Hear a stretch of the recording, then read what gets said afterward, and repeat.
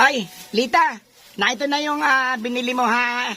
Itlog at saka hotdog. Bali lahat ito ay bali 50 to. Ano ito? Ha? Damihan mo ang bawang. Salamat. Damihan mo ang bawang. Ikaw naman, bala naman tigil ang bunganga. Akala mo na may... Magkano ba kang bibilin mo? Damihan mo ang bawang. Maria, akala mo na may kanya lang. Maya imi-imik ay... Magkano? 10. 10. Tingnan ang pera mo. Ay bakit naandyan sa papel? Ay, ito naman ay siya, 5 piso naman ang pera mo Kaya naman ito sa papila ang binili sa suko ito. Pareho lang yun, 5 piso binayad mo Kung gagawin ko 10 piso. Di 5 na lang. Ay, gagawin 10 piso. Utang ko 5. Sus Maria Josep. Ikaw talaga, lagi ka na lang dyan may utang Bumawang ka na lang dyan ng bumawang na. Sus Maria Josep, gusto mo ba talaga ibawang?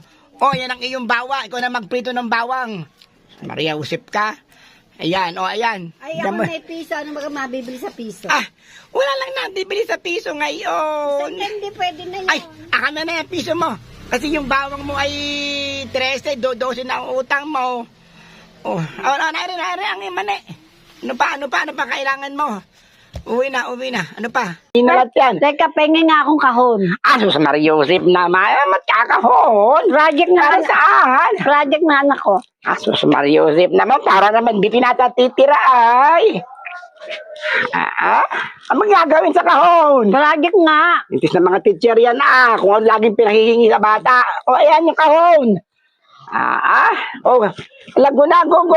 Ayan na, yan ang bawang. Lintis na. Ano pa? Wala na. Wala na. Salamat. Ay, nako, yung mga, yan? Wala nang hindi. Kaya lahat ko dito yata hihingin sa tindahan. Kahon, plastic. Sus, Maria Josep na mga taong yan, oo.